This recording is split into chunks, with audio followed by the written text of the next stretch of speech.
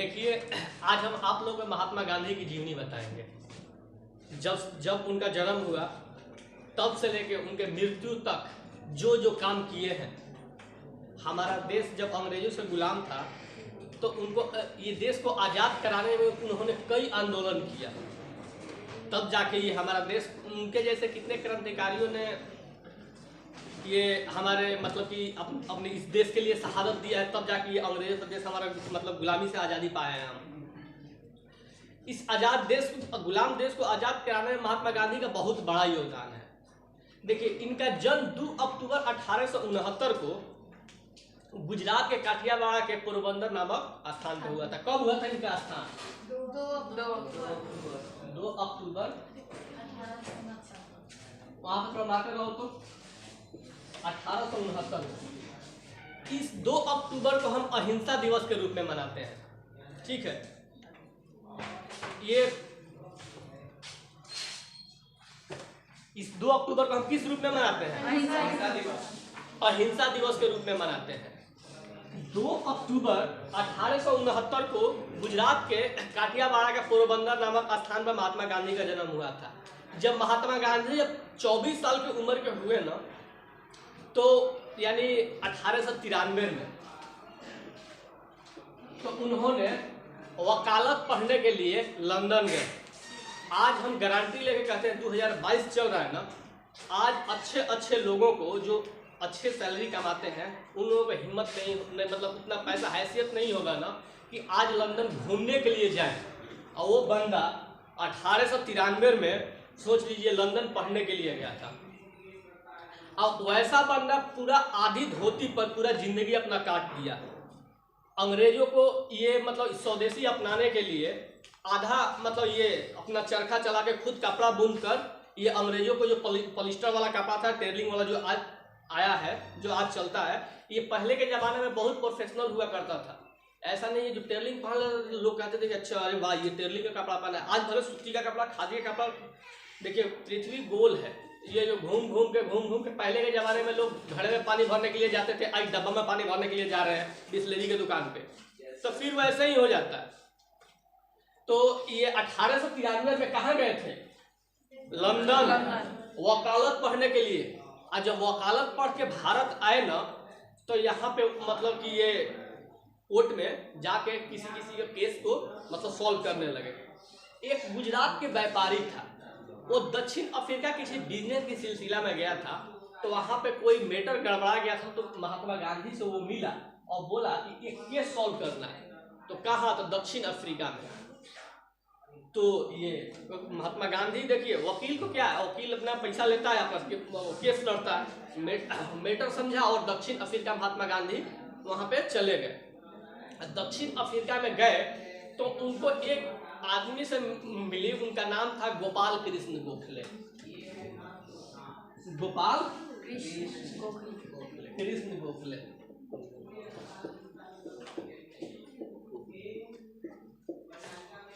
गोपाल कृष्ण गोखले से इनको मुलाकात हुई और इन्होंने मतलब कि महात्मा गांधी को अलग अलग चीज के लिए अलग अलग प्रेरणा दिया।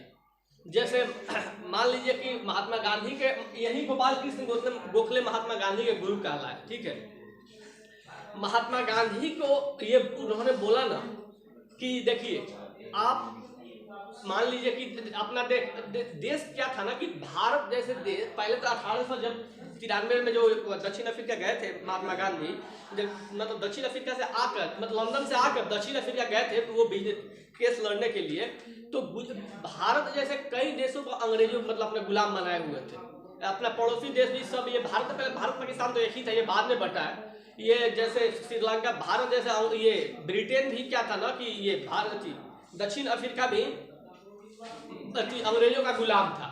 तो अंग्रेजों ने बहुत भारत जैसे कई देशों पे, तो क्या हुआ था ना कि यहाँ पे मान लीजिए कि आज हम पैसा, हमारे पास उतना हैसियत नहीं है, तो आज हम कोई सफर नहीं कर सकते। अंग्रेजों के जमाने में आपको हैसियत रहते हुए भी आप फर्स्ट क्लास जगह पे मतलब कि नहीं जा सकते थे। जैसे एसी बोगी के फर्स्ट क्लास एसी में आप सफर नहीं कर सकते थे।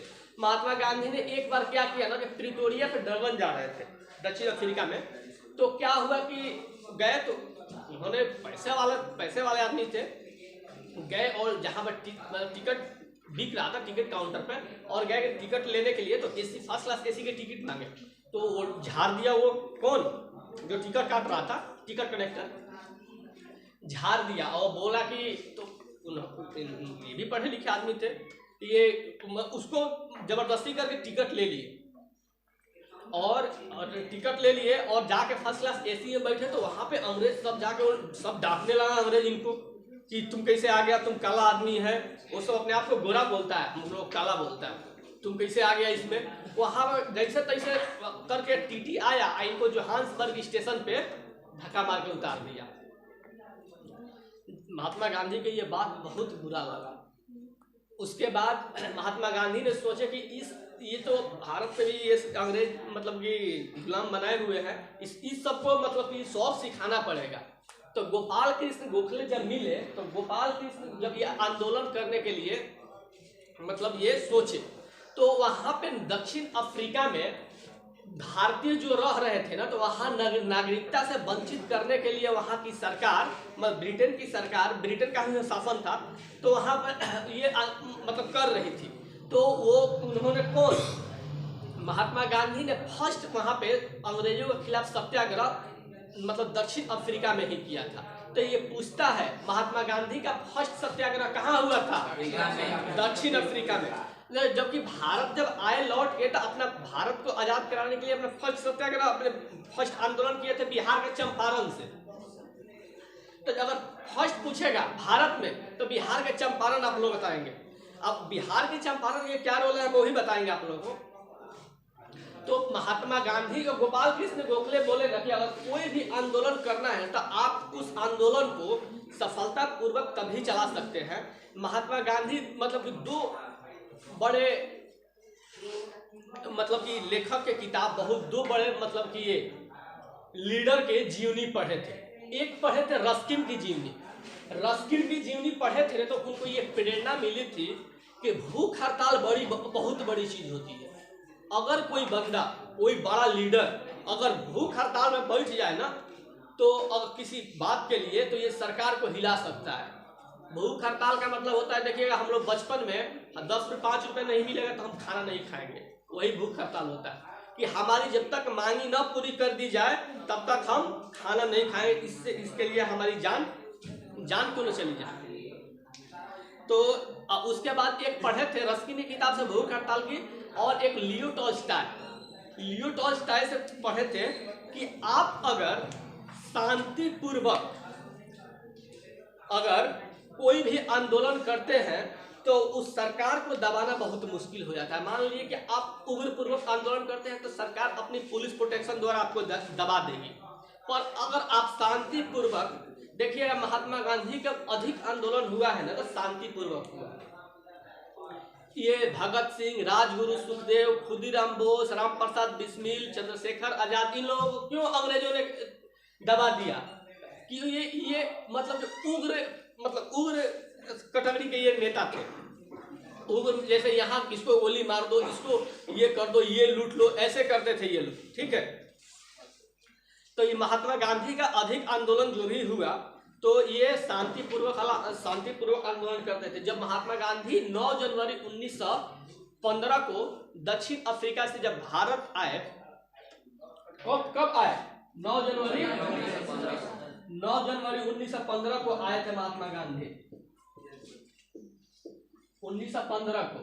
ये 9 जनवरी को हम लोग प्रवासी दिवस के रूप में मनाते हैं, ठीक है। प्रवासी दिवस के रूप में क्यों मनाते हैं, उसी दिन महात्मा गांधी दक्षिण अफ्रीका से भारत आए थे। उसके 1 साल बाद गुजरात में एक आश्रम बनाए थे, साबरमती आश्रम। जब डोनाल्ड ट्रंप भारत आया था ना, तो गुजरात के साबरमती आश्रम में आप लोग टीवी में देख रहे होंगे, गया था वहां पे डोनाल्ड ट्रंप, अमेरिका के राष्ट्रपति। अभी तो जो बाइडन है, रिपब्लिकन पार्टी की सरकार है, वो डेमोक्रेटिक का था डोनाल्ड ट्रंप। तो क्या है कि 9 जनवरी को 1916 में वहाँ पे, तो जब ये फर्स्ट जो कांग्रेस पार्टी है ना, इसका हर साल में एक बार अधिवेशन होता था। तो इसका अधिवेशन चल रहा था लखनऊ में, तो महात्मा गांधी फर्स्ट बार वहाँ पे जाके उसमें पार्टिसिपेट किए थे। तो गुजरात के एक किसान था, उसका नाम था राजकुमार शुक्ला। महात्मा गांधी को देखा था। महात्मा गांधी बहुत बड़े वकील थे। महात्मा गांधी छोटे मोटे वकील नहीं थे, बहुत बड़े वकील थे महात्मा गांधी। लंदन से मतलब पढ़ के आए थे। तो ये देखा था तो क्या था ना कि भारत में एक अंग्रेजों के जमाने में तिनकठिया पत्ती चल रही थी। तिनकठिया पत्ती हम आप लोग को बताना चाहेंगे कि देखिए, अंग्रेज क्या करते थे ना कि किसी को अगर अपना मतलब गुलाम बनाना होता था तो उसको पहले कर्जा दे देते थे। जैसे अभी पाकिस्तान को चाइना ने किया है, इतना लाख कर्जा दे दिया है कि जिंदगी में वो चुका नहीं सकता, उसका हमेशा उसको ऋण ही रहेगा, जैसे बोलेगा वैसे करेगा। वही पहले अंग्रेज करते थे। वही क्या करते थे ना कि पहले सस्ते दरों पर ऋण दे देते थे। ऋण मतलब कर्जा। और कहते थे कि अगर तुम, एक शर्त हमारा है कि तुम ऋण ले जाओ, खेती करो, उससे जो बेनिफिट होगा वो तुम कमाओ और बाकी पैसा लाके हमको दे देना, मतलब हमारा कर्जा चुकता कर देना। तो अंग्रेज ये करते थे पता है, अब सस्ते दरों पर लोगों को कर्ज देना शुरू कर दिया, एकदम 0%, मतलब कि 25 पैसा 5 पैसा ब्याज, 10 पैसा ब्याज, एकदम फोकट में मतलब ये देना शुरू कर दिए कर्जा। उसके बाद लेकिन एक शर्त रखे कि नील की खेती करना है। हर अगर 1 बीघा आप खेती कर रहे हैं ना तो उसमें 3 कट्ठा नील की खेती करना है। और वो जो नील होगा ना वो लाकर हम ही से बेचना है। और वो ये जो यूरोप के बाजारों में जब ले आकर अंग्रेज बेचते थे वो नील, तो वो बहुत अच्छे पैसे कमाते थे। ठीक है, तो भारत के किसान मतलब अपने बिहार के किसान तो इस चुंगल में फंस गए। तो ठीक है, क्या करना है, खेती नहीं करना है, हम खेती करेंगे, नील का वो पैसा हमें देगा ही और सस्ते दरों पर दे ही रहा, वो लेना शुरू कर दिए। और ये पूरा अपना मतलब ये बना लिया, ये जो होता है पैड पे सिग्नेचर करा लिया वो। और यहाँ पे जब 1 बीघा जब फसल होके तैयार हुआ, 1 बीघा में 3 कट्ठा, जब कोई 10 बीघा रोपा तो 30 कट्ठा वो नील की खेती किया। तो जब फसल होकर तैयार हुआ ना, तो जहाँ बाजार में चलता था 20 रुपये केजी नील, वहाँ बोलता था कि हम 10 रुपये केजी लेंगे अंग्रेजों से। अब तो ये क्या करें, अब ये तो एग्रीमेंट किए हैं ना ये सारे किसान, अब इसी से बेचना होगा। और नील की खेती करने से दूसरा लॉस ये था ना किसानों को कि नील की खेती करने से जमीन बंजर हो जाता है। दिन पर दिन हमारा अगर जमीन बंजर होता जाएगा तो हमारा तो खेती कम होता जाएगा, आने वाले समय में हम क्या खाएंगे। तो वही एक चिंताजनक विषय थी हमारे देश में, बिहार के किसानों के लिए। तो राजकुमार शुक्ला एक जो था यहाँ के बहुत बड़ा किसान था, वो जाके महात्मा गांधी से मिला और महात्मा गांधी गुजरात गया, महात्मा गांधी से मिला। और महात्मा गांधी फर्स्ट बार 1917 में, ये सन याद रखिएगा, बार बार पूछता है, 1917 में चंपारण आए और अपना यहाँ के सत्याग्रह भारत में चंपारण से ही शुरू किया था, अपने देश को ये आज़ाद कराने के लिए। ये चंपारण जैसे कई मतलब कि आंदोलन किए इस देश को आज़ाद कराने के लिए, तब जाके ये हमारे देश से हम उम्मीद करते हैं चंपारण सत्याग्रह आप लोगों को समझ में आया होगा।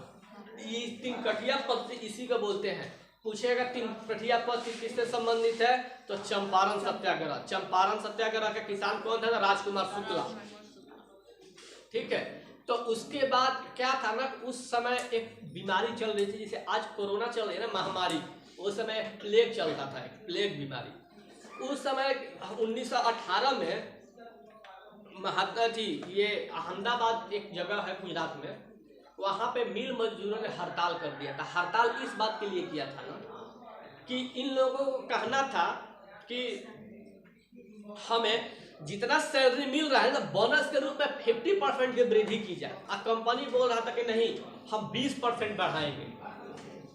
तो जितने मिल मजदूर से, मान लीजिए कि कोई मजदूर का आप अगर हक मार रहे हैं और वो स्ट्राइक कर दे, तो अच्छों का मतलब हिल जाएगा। अच्छे जो भी बहुत बड़े उद्योगपति क्यों ना हो, अगर सारे वर्कर स्ट्राइक कर दे तो क्या करेगा वो।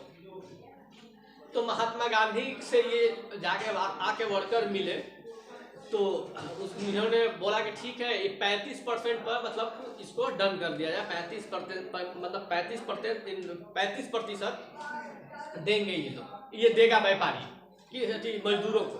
तो महात्मा गांधी का ये फर्स्ट बार भूख हड़ताल बैठे कि जब तक हमारी मांगे पूरी ना हो जाए तब तक हम खाना नहीं खाएंगे। तो ये प्रेरणा किससे मिली थी? किससे? भूख हड़ताल बैठने की। किसके किताब पढ़ने से? रस्किन की किताब पढ़ने से। ठीक है, रस्किन याद रखिएगा, रस्किन की किताब पढ़ने से महात्मा गांधी का भूख हड़ताल बैठने की प्रेरणा मिली थी। महात्मा गांधी का जब दूगो आंदोलन अंग्रेजों के समय में सफल हुआ ना, तो महात्मा गांधी पूरा देश में एकदम इनका चर्चा होने लगा कि अंग्रेजों को झुकाने वाला एक लीडर आ गया है, बहुत बड़ा लीडर। धड़ाधड़ दूगो आंदोलन इनका सफल हुआ। ये तो क्या हुआ कि एक साल तक शांत रहे और अगले साल 1919 में एक क्या हुआ था ना कि उस समय देखिए क्या था कि भारत में ब्रिटेन का शासन था। तो हर साल, हर 2-4-5 साल पे, 5 साल पे, हर 5 साल पे एक वहां से वायसराय बन के आता था और भारत में शासन करता था। जिस जिस देश में अंग्रेजों का शासन था सभी देशों में लंदन में मीटिंग होती थी कि तुम जाओ यहाँ शासन करो, ये जाओ यहाँ यहाँ यहाँ यहाँ। अब पहले का वायसराय का पता है ड्रेस कैसा होता था? जैसे आज बैंड पार्टियों का ड्रेस होता है। बैंड पार्टी के देखे? तो आज समझ लीजिएगा हमारे यहाँ बैंड पार्टी पहनता है जो पहले वायसराय का बहुत बड़ा होता था, वायसराय का जो ये होता था ड्रेस। तो क्या होगा कि ये दक्षिण अफ्रीका से नहीं, दक्षिण अफ्रीका बोल रहा, महात्मा गांधी 1919 में क्या हुआ था ना कि एक अंग्रेजों के द्वारा एक कानून आया था। हमारे देश में बहुत मतलब क्रांतिकारी हो गए थे कि हमें आज़ादी चाहिए, आज़ादी चाहिए, आज़ादी चाहिए। तो अंग्रेजों ने एक कानून ब्रिटेन से लाया था कि अगर किसी पे भी शक हो जाए ना कि ये क्रांतिकारी है और देश को आज़ादी आज़ादी बोल रहा है, उसको पकड़ेगा, तुरंत जेल में डाल देगा। तुरंत पकड़ के जेल में डाल, किसी को हमें तुम पे शक है चलो जेल में चलो, ऐसे थोड़ी होता है। ये सब मतलब कि ये भारत के लोगों ने इस कानून को काला कानून कहा। ठीक है, काला कानून। और काला कानून कहा तो क्या है कि महात्मा ये यहाँ के लोगों ने इसका विरोध करना शुरू कर दिया। जालियावाला बाग हत्याकांड इसी की वजह से 2 गुजरात के बड़े लीडर थे, वो अंग्रेजों ने कह दिया था कि कभी कहीं भी अगर इकट्ठा होकर कोई भी मीटिंग करेगा तो जो अभी नया कानून बन के आया है ना, रॉलेट एक्ट, इसके अंतर्गत किसी को पकड़ के जेल में डाल दिया जाएगा। तो जो गुजरात के पंजाब के 2 लीडर थे, एक सैफुद्दीन कुचली और सत्यपाल, ये 2 लीडर थे। वहाँ के बैसाख की पूर्णिमा होता है ना, अप्रैल मई में, तो उस समय मतलब सिख धर्म का बहुत बड़ा, क्योंकि सिख धर्म का संस्थापक गुरु नानक देव हैं। गुरु नानक देव का जन्म मतलब गुजरती है बैसाख की पूर्णिमा में ही हुआ था, पूर्णिमा के दिन। तो वहाँ पे गुजरा अमृतसर में जाएंगे तो एक बहुत बड़ा मंदिर है, गोल्डन टेम्पल, स्वर्ण मंदिर। तो वहाँ पे ये सिखों का मंदिर है, ठीक है ना। वहाँ पे गुरुद्वारा जिसको बोलते हैं, सिखों का जैसे हिंदू मंदिर में जाता है, मतलब मुसलमान मस्जिद में, वैसे सिख गुरुद्वारे में, ईसाई चर्च में जाते हैं लोग अपना।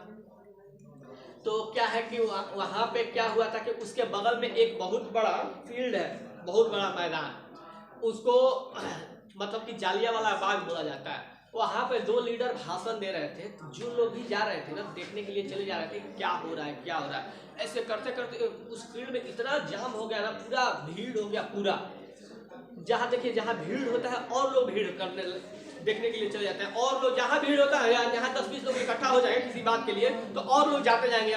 वहाँ पे पूरा जाम हो गया था जालियावाला। एक हंसराज नाम के व्यक्ति था, उस समय जनरल डायर वहाँ का अधिकारी था, जाके बोला, जैसे आज के समझ लीजिएगा SP DSP, general O Dyer, जाके हंसराज नामक व्यक्ति, सरकार आप मना किए है ना कि कहीं इकट्ठा नहीं होना है, जाके देखिए जालियावाला बाग में क्या चल रहा है। तो उसको गुस्सा आया, और जालियावाला बाग में जाने के लिए सिर्फ एक ही रास्ता, वहाँ उसको गुस्सा आया और वहाँ पे अपने सैनिकों को बोला कि ठीक है, पूरा सैनिक के साथ उस रास्ते से गया, अब पूरा चारों तरफ से खड़ा करा दिया और निहत्थे लोगों पे अंधाधुंध गोली चलवाए। इतना गोली चलवाने कम से कम 1000-1500 लोग मारे गए। सोच लीजिएगा कि राजेंद्र कॉलेज है, अब उसके फील्ड में अगर एक दरवाजा हो, अगर उसी दरवाजे पे खड़ा होकर अब पूरा लोगों को गोली चलवा के भूज दिया जाए तो कितना लोगों की मृत्यु होगी। वहां पे सिर्फ लाश बिछा दिख रहा था, उसके एक साइड में कुआं था, तो लोगों को कुछ मानना था ना कि अगर हम कुआं में बच जाएंगे, कूद जाएंगे, तो कुआं में कूद जाएंगे तो अगर गोली चलना बंद हो जाएगा तो हम निकल के अपने घर चले जाएंगे बाहर।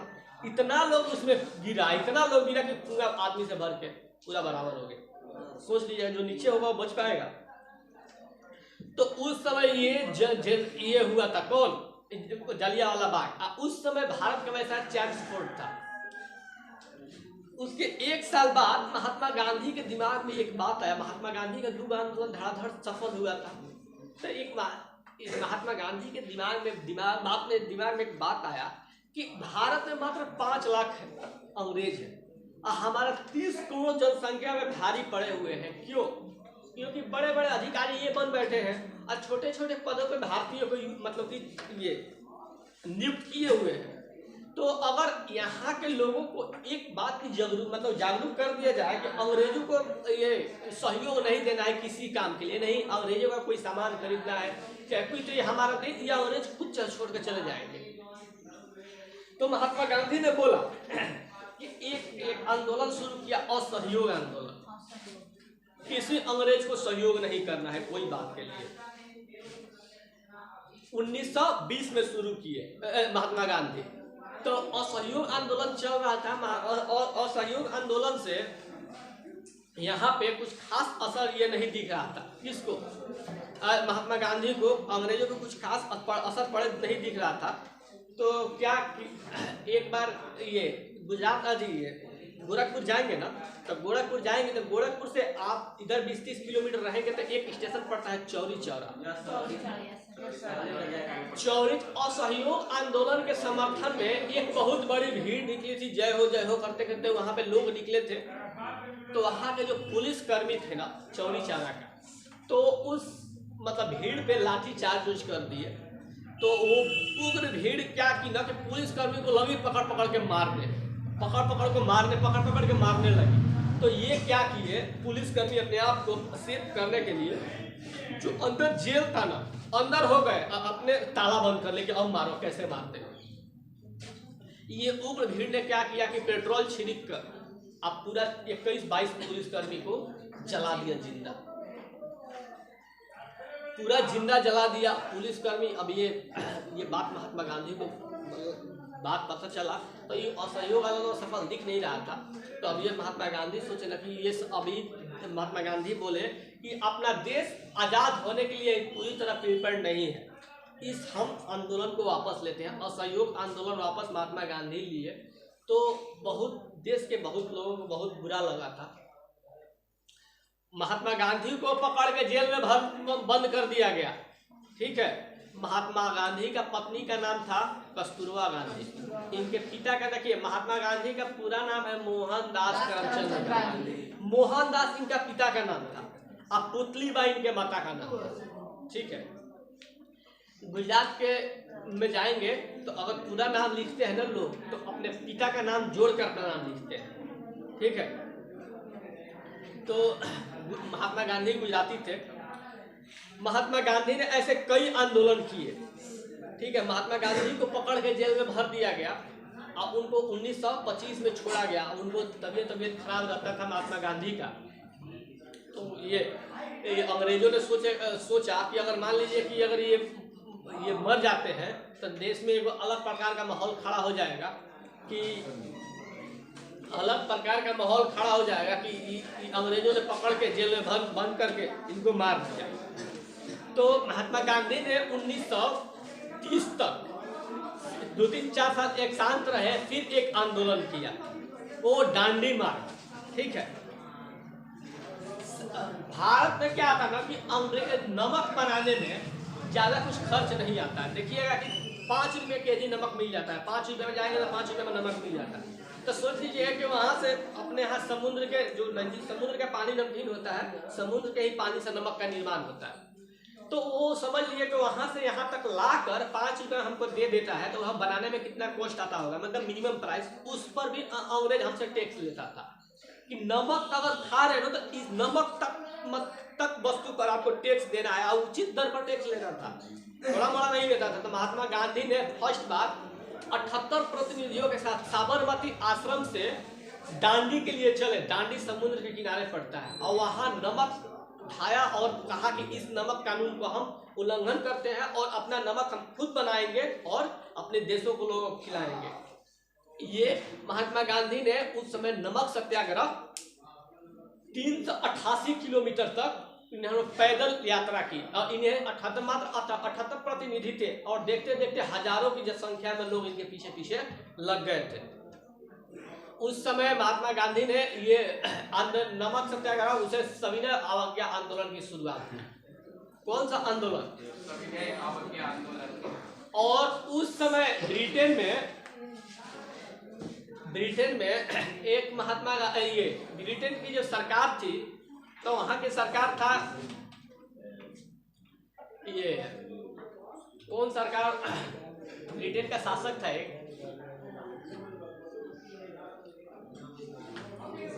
ब्रिटेन का जो शासक था ना वहां पे महात्मा गांधी को बुलाया, कहा तुम बहुत आंदोलन कर रहे हो, ठीक है। तो इन्होंने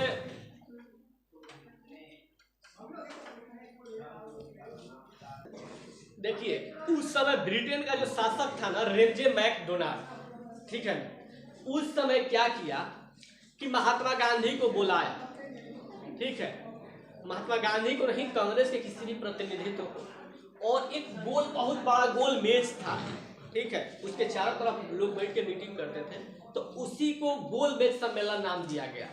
तो महात्मा गांधी के साथ में महात्मा गांधी उस समय जाने से मतलब कांग्रेस पार्टी जाने से इनकार कर दिया। उस समय अम्बेडकर है ना, अम्बेडकर ने देखिए अम्बेडकर का जो दलित समाज है ना इतना मतलब कि काम किया है अम्बेडकर, डॉक्टर भीमराव अम्बेडकर, कि शायद कई जन्मों तक ये दलित समाज अम्बेडकर का ऋण नहीं उतार सकता है। महात्मा जो दलित समाज पर अत्याचार होता था पहले के ज़माने में, तो ये डॉक्टर भीमराव अम्बेडकर वहाँ गए थे, ये अंग्रेज लंदन में रेंजे मैकडोनाल्ड को जो ये मीटिंग बुलाया था, तो ये 3 साल लगा कंटिन्यू मीटिंग बुलाया। पहिलका में महात्मा गांधी ने मना कर दिया कि नहीं, ये तो यहाँ के जो सरकार था उस समय लॉर्ड इरविन सरकार थी। उस समय ये भगत सिंह, राजगुरु ये सब आंदोलन कर रहे थे कि हमें आंदोलन चाहिए। 1927 में हम बताए थे ना कि एक साइमन कमीशन भारत आया था 1927 में।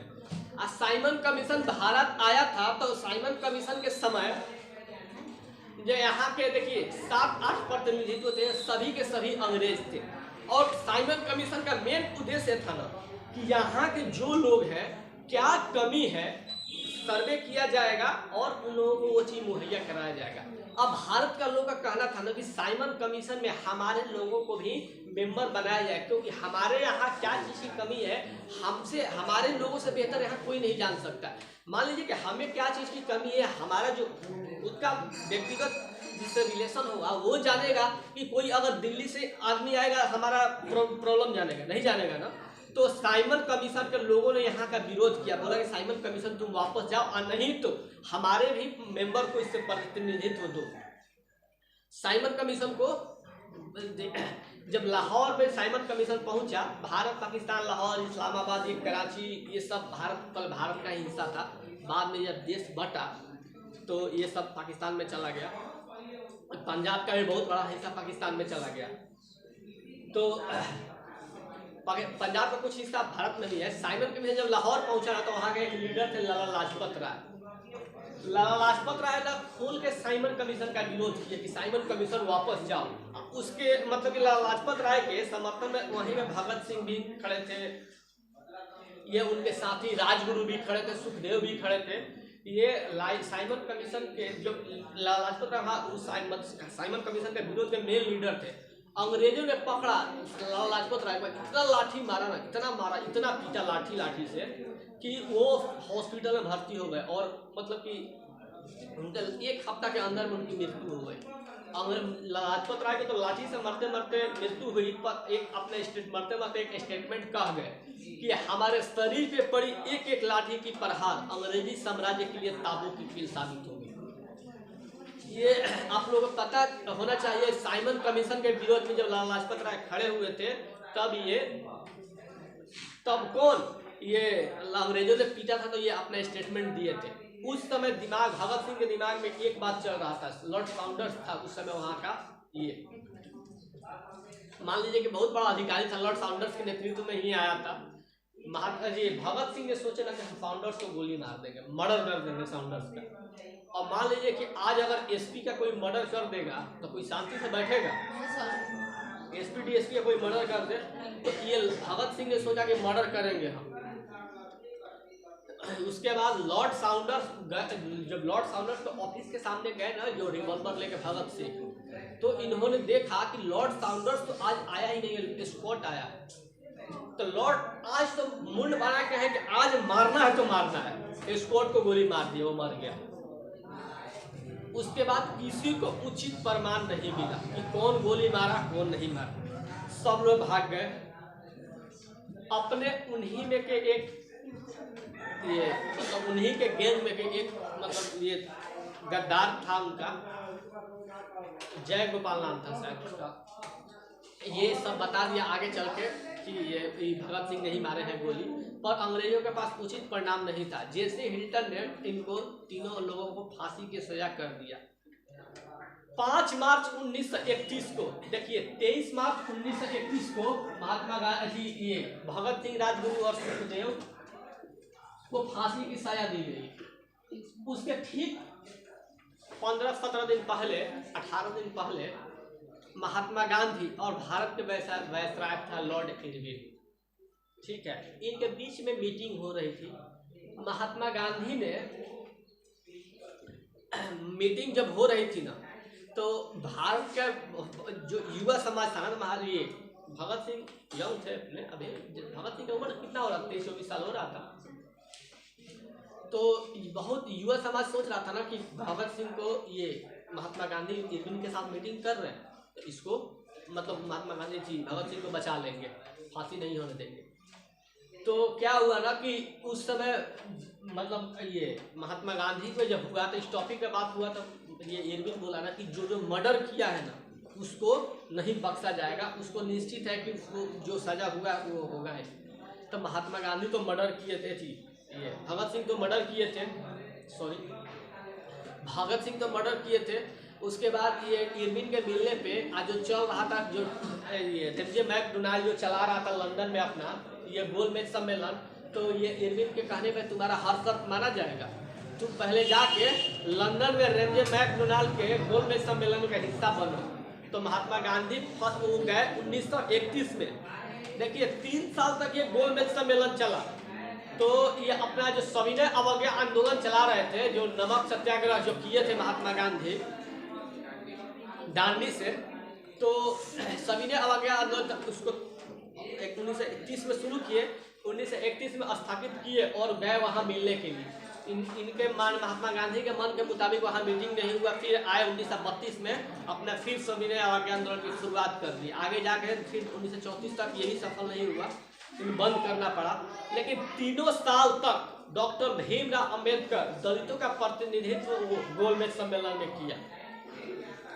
बहुत जो पहले के जमाने में दलित समाज पर जो भी अत्याचार होता था, ये डॉक्टर भीमराव अंबेडकर ने इतना कुछ करके चले गए हैं ना कि शायद मतलब कई जन्मों तक ये समाज उनका ऋण नहीं उतार सकता। उसके बाद हिटलर था जर्मनी का, हम बताए ना कि कई देशों में, भारत जैसे कई देशों में ब्रिटेन का शासन था। 1939 में द्वितीय विश्व युद्ध प्रारंभ हुआ और द्वितीय विश्व युद्ध में क्या हुआ ना कि ब्रिटेन उधर यूरोप में द्वितीय विश्व युद्ध चल रहा था, तो ब्रिटेन उधर फंस गया। भारत के लोग क्रांति आजादी कर रहे थे। अब क्या करें, 2 नाव पे सवार था। तो अब सोचा ना कि भारत को आजाद कर दिया जाए। कौन? ब्रिटेन, हाँ अंग्रेज। तो ये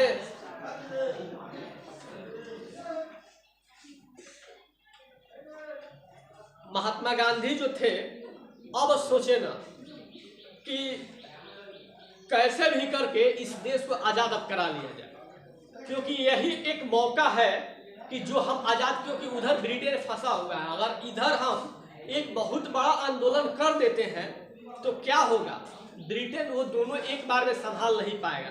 देखिए ब्रिटेन को ही हम लोग यूके बोलते हैं, यूनाइटेड किंगडम। अब ब्रिटेन ठीक है, ये दोनों का राजधानी लंदन है। जहाँ कहीं ब्रिटेन लिखा हुआ मिलेगा, नहीं तो यूनाइटेड किंगडम लिखा हुआ मिलेगा, नहीं तो इंग्लैंड। तीनों नाम एक ही है, ठीक है ना, एक ही देश का। जैसे भारत का भारत नाम है, इंडिया नाम है, आर्यावर्त रिया खंड है, वैसे। तो क्या है ना कि 1942 में 8 अगस्त के समय एक आंदोलन शुरू किया गया, भारत छोड़ो आंदोलन। अब जो मुस्लिम लीग बनी हुई थी ना, इन लोगों के दिमाग में पहले से ही चल रहा था कि हमें जब देश ये आज़ाद होगा तो हमें एक अलग देश चाहिए, ठीक है। पहले से 1940 में खुलेआम ऐलान कर दिया मुस्लिम लीग कि हमें, 1943 में मुस्लिम लीग ने बांटो और छोड़ो का नारा दे ही दिया था।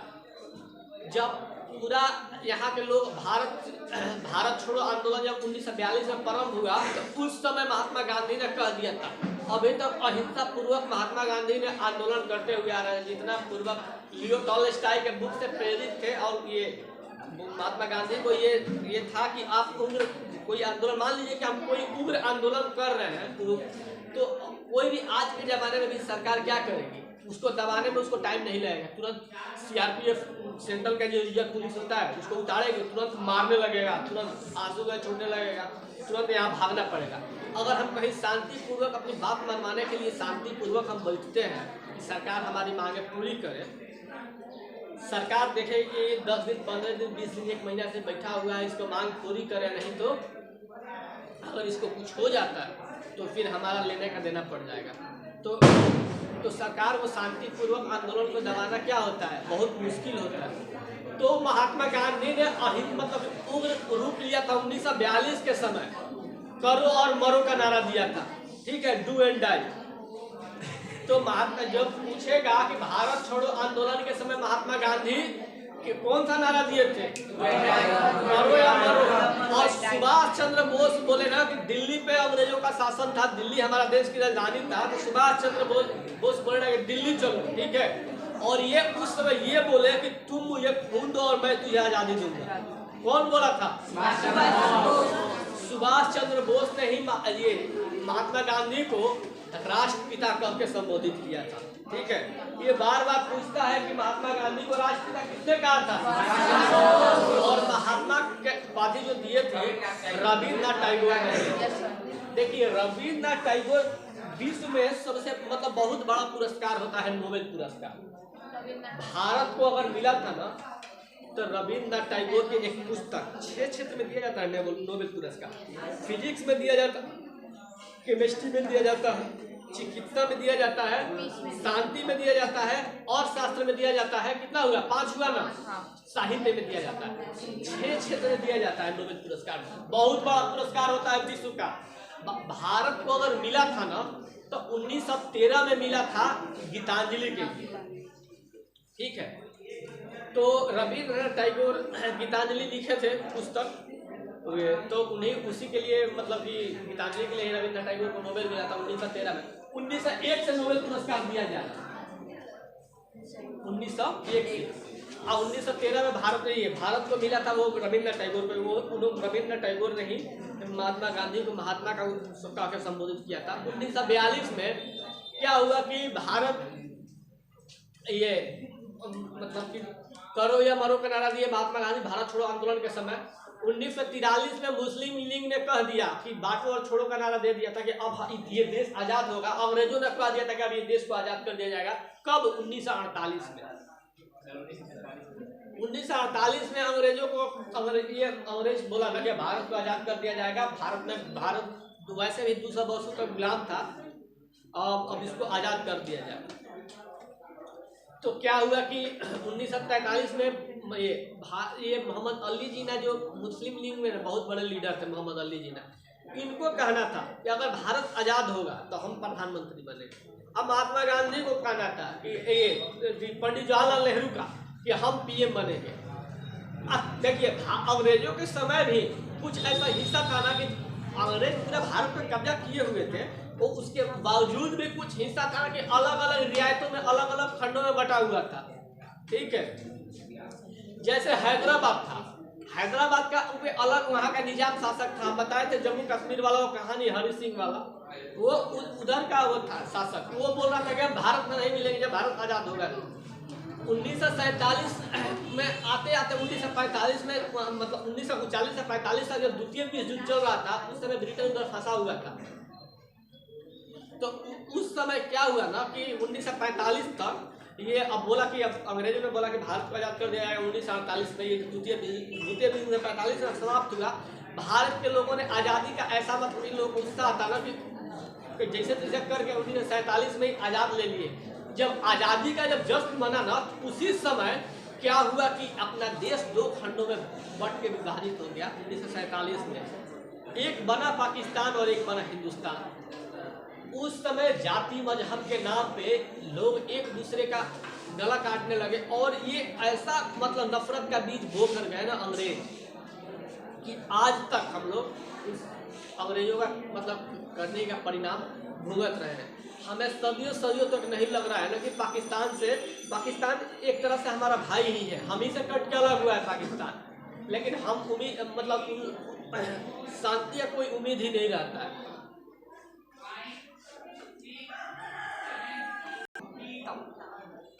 उसके बाद क्या हुआ कि ये मतलब कि अपना देश 1947 में बट के दो हिस्सों में बट गया। कुछ लोग पाकिस्तान में चले गए, कुछ लोग भारत में। जो लोग पाकिस्तान में थे अपने आप को वहाँ पे अनसेफ्टी मतलब असुरक्षित समझते थे, तो वो सोचे पाकिस्तान छोड़ के भागने लगे। और जो लोग अपने हिंदुस्तान में अपने आप को मतलब कि ये असुरक्षित समझते थे, वो पाकिस्तान में जाने लगे। और यहाँ के लोगों ने एक दूसरे को मतलब गला काटना शुरू कर दिया। और ये अगर सिचुएशन देखना है ना, तो आप गदर पिक्चर शुरू जब होता है तो उसमें भारत विभाजन का सीन दिखाया गया है। आप से कई लोग घर से बेघर हो गए, कई परिवार अपने आप से बिछड़ गया। उसी समय एक मिल्खा सिंह नाम का एक छोटा लड़का, आप भाग मिल्खा भाग पिक्चर देखे होंगे। देखिए, कुछ हिस्टोरिकल पिक्चर देखने में बहुत मजा आता है। कहानी नहीं मिलता है कि ये सब डायरेक्टर प्रोड्यूसर होता है, सब इस हिस्टोरिकल पिक्चर पे ही बना देते हैं। मिल्खा सिंह की कहानी भाग मिल्खा भाग पूरा जीवनी बना दिया। आप देखेंगे तो वो आपका ये रुंगटा का 13 साल का लड़का कितना बड़ा मुकाम हासिल किया। 1947 में हमारा देश आज़ाद हो गया। उसके बाद ये 75वां भी मनाए हम लोग स्वतंत्रता दिवस, ठीक है। 75 साल आज़ादी का हो गया। उसके बाद हमारा जो कांग्रेस पार्टी थी, जो आज़ादी के पहले थी, कांग्रेस पार्टी भी ये चला रही है। आज तो कांग्रेस पार्टी का सिचुएशन इतना ना खराब हो गया है। उस समय बीजेपी पार्टी नई पार्टी है, 1980 में पार्टी बनी थी। आज देखेंगे तो 355 सीट है 545 सीट में, बहुत फुल बहुमत से सरकार चला रही है बीजेपी। देखिए, कोई भी पार्टी अच्छा नहीं होता है, कोई भी जो जनता के लिए काम करता है वही अच्छा होता है। अगर कांग्रेस पार्टी अच्छा होती तो बीजेपी नहीं आती। अगर बीजेपी पार्टी अच्छा है तो 2024 में फिर चुनाव इलेक्शन है,